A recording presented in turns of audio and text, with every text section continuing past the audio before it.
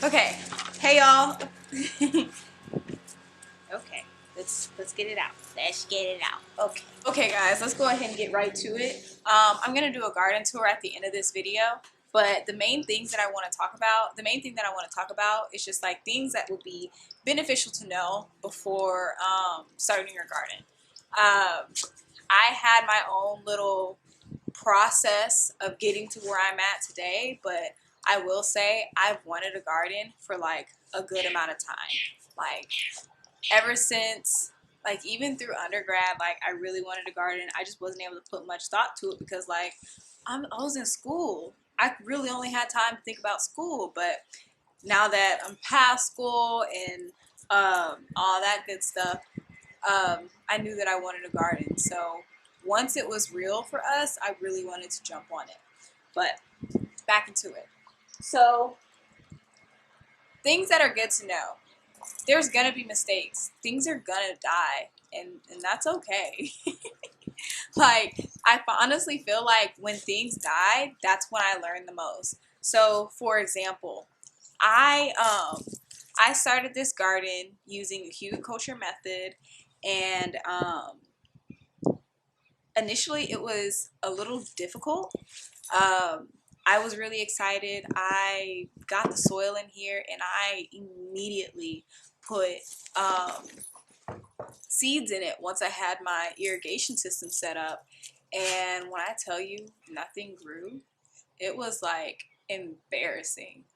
Um, and that failure taught me something. Like I was supposed to have tomatoes, um, corn, pepper. Like I was supposed to have a lot of different things. And whether it was the wrong weather or anything, I had nothing pop up. And it led me to test out, get a soil test. And when I was purchasing the soil, as I said earlier, I use the humiculture method, which is where you are able to use like large pieces of wood, green material, brown material that encompasses the base of your garden bed, and then the upper portion is you put in like good quality dirt. That's the intention. So when I purchased my dirt, I was sold on the premium soil. Should have known. It's like a rookie mistake. Like it happens. And I got gypped. Basically, nothing came up. And then from that, I did the soil test, and the soil test basically said that I was kind of low on nitrogen, but my soil didn't have any potash or potassium. So it wasn't really anything in there that that my plants needed to grow. So that made me really focus deep in to be like, okay, we got to focus on the soil. So that's the other thing that you got to know. The focus is really the soil. Like the way that the soil feeds our plants is the way the plants feed us, and our food feeds us. So when you're able to pay attention to the foundation, everything else really gets a lot better. So once I found out that the nutrients in my soil were lacking, I went ahead and started researching how to be able to get those nutrients in the soil naturally. Because after doing research on like just how to get potassium in your soil, it's usually different chemicals, a lot of times different chemicals that pop up. And I knew that I didn't want to use any chemicals because not everything breaks down the way that it needs to. And then I'm also saying like I'm gonna be eating the stuff that's in here, so like I don't want any chemicals on the things that I eat. Like that's one of the reasons that I want to grow my food at home. So that was just something that I didn't really want to do. So I took a deeper dive into options to put nutrients, nitrogen, phosphorus, potassium into my soil naturally. So what you'll come to find is about nitrogen fixers. Nitrogen fixers are plants that puts nitrogen into the ground. Like that's one of its main purposes. And knowing that I was lacking in nitrogen, that was very appealing to me. So I started to do research about different nitrogen fixtures that were in season in that exact month that I could plant within the next 2 days. And I found buckwheat. And buckwheat also helps with potassium and well, it helps with potassium as well. So I was getting nitrogen and potassium. Do I mean to say phosphorus? I'll correct myself. But I was able to get both of those nutrients back into my soil. So I allowed those to grow for about 6 or so months. And that really helped restore a lot of the nutrients in my soil. And instead of harvesting the grain off of those, I actually went ahead and chopped everything down and put it right back into the soil. Because it's its life force. It really needed some more organic matter in the soil. So that's really all that I did. And then along with that, we got a composter just because we got tired of throwing away so many different food scraps, and we're just like, dude, this could go right back into the garden. So we got a composter so that we can turn all those kitchen scraps back into soil. It keeps that cycle going in a circle, and I think that's something that could help people save money, be more knowledgeable about the environment that they're in, and all that good stuff. So I think the composter, just knowing about the composter, is beneficial information. But gardening teaches you patience, and it's definitely not like a hobby to rush, because day in, day out, it teaches you something. And I would really more so look at it in that regard instead of always looking at it as like some material thing that you can constantly get from it. Like just being able to come outside and relax out in the garden is really just so beneficial to like mental health. Like that's actually why I came outside today. I was in a rut and I was just like, I don't want to be here anymore. I need to shake this. Like I need to get out. I need some sun on my skin, even though it isn't really on my skin because I'm covered because it's cold out here and I don't like being cold.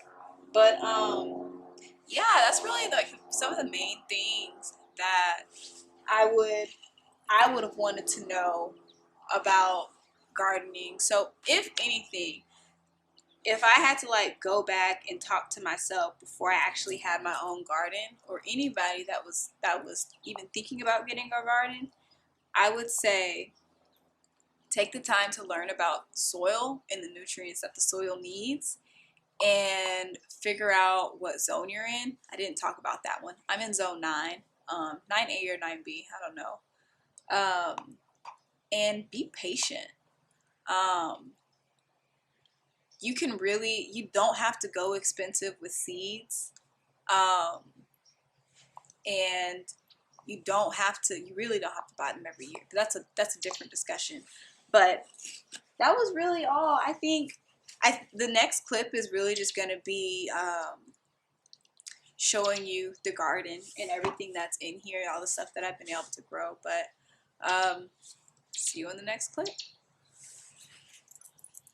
So now we are looking in the first 2x4 area of the garden. I'm not a labeler. I am a systematic person in like some areas, but anywhere where it deals with like nature, I'm actually not as systematic. So this area right here, any of the items that can trellis up. So I wanted to be able to trellis up to maximize on the space. So this is just different beans. I actually have no idea what this is, but it looks like a lot of the same thing. So I don't know, kind of looks red like a radish. I think I had some of those seeds. This is some cabbage that I actually had planted through the freeze. So I'm in zone 9A or 9B, and we had a really hard freeze, and a lot of things died, but my cabbage and my garlic, the green stayed alive.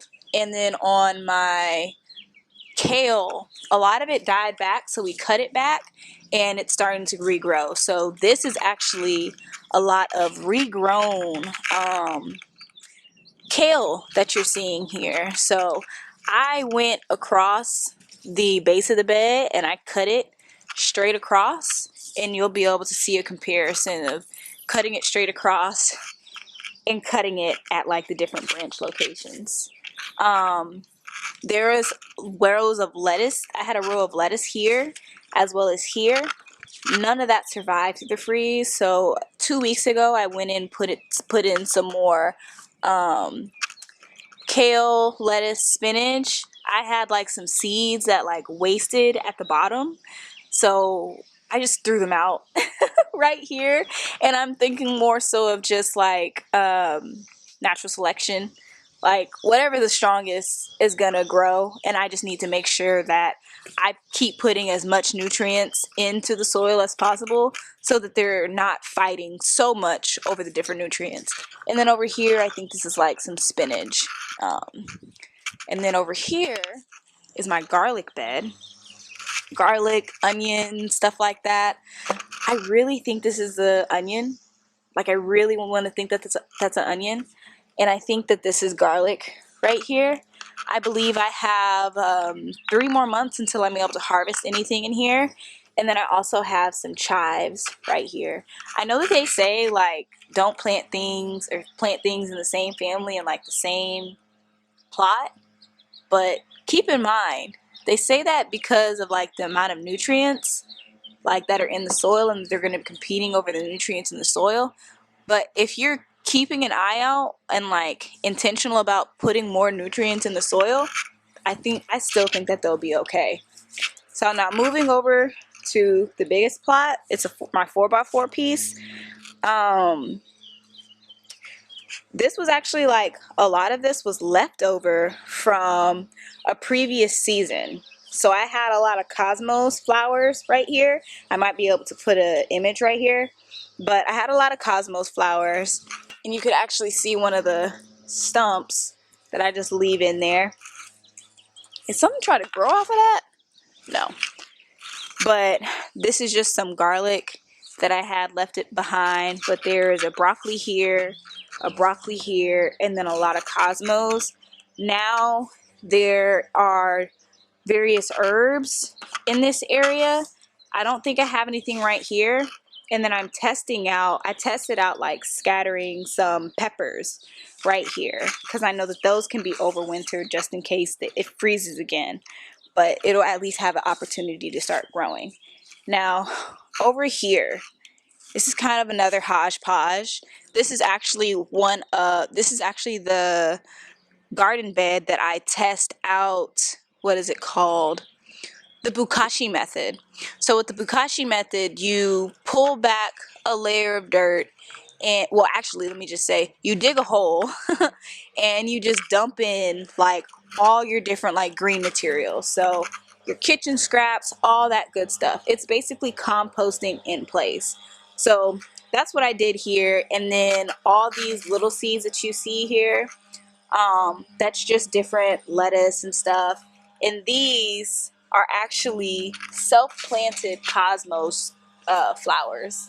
So, and then there's some more garlic over here. You want some attention? Okay. You want to play? Yeah.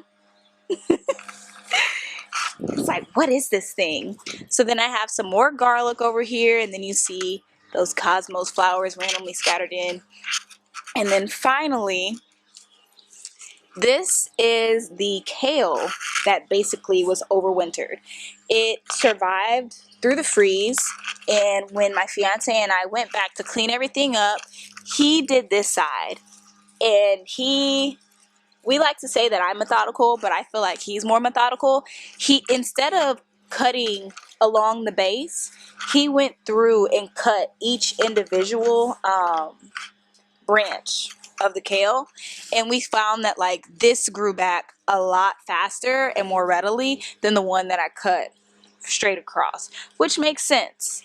And then this is just some more cabbage. I think this is actually like 2 different plants, and one plant is shading out the other, which I'm okay with. I don't know what this is. No idea what that is. I don't even know if you can like really see too well, but yeah. But that's the garden, and these are actually, this is actually how tall, I don't know if you can see that too well, but this is actually how tall and how long those cosmos flowers got. Like, they were big, and this sun is really sunning. But that's the garden and where we're at right now.